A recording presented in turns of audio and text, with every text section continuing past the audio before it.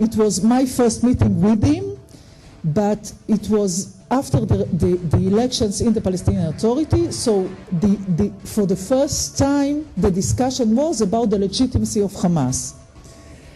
And it was quite interesting because he represented a party which is basically an Islamist party. And Hamas represents, I don't want to say the same ideology, but basically the same vision or the same basics in terms of Islamist group. And for him, it was not acceptable that what I was trying to do is to delegitimize Hamas.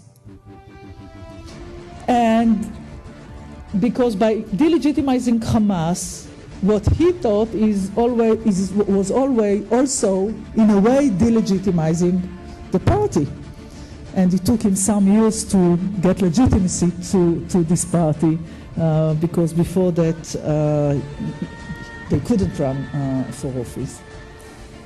And the only way to get him on board and to have Erdogan supporting the quartet, if you recall the quartet requirements for Hamas to accept the right of Israel to exist, to renounce violence and terrorism, and to accept former agreements between Israel and the Palestinians.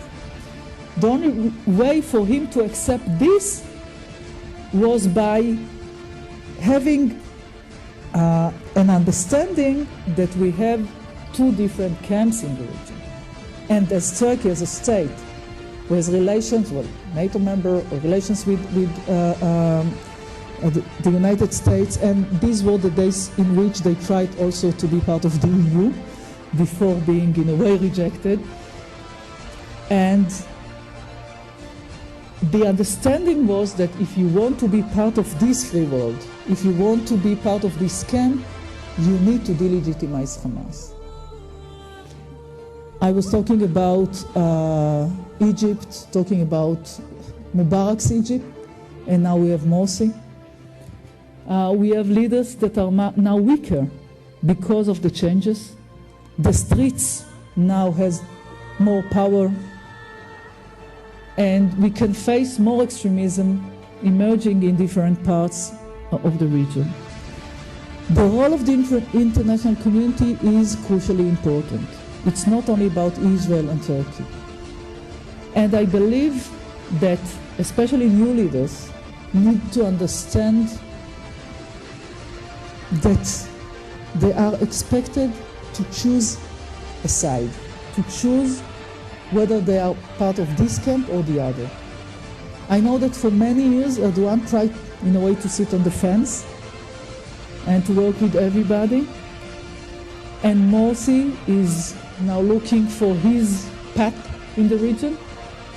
And the role of the international community, especially the United States, and we are not going to have the same president but new administration, is to send this message to the region.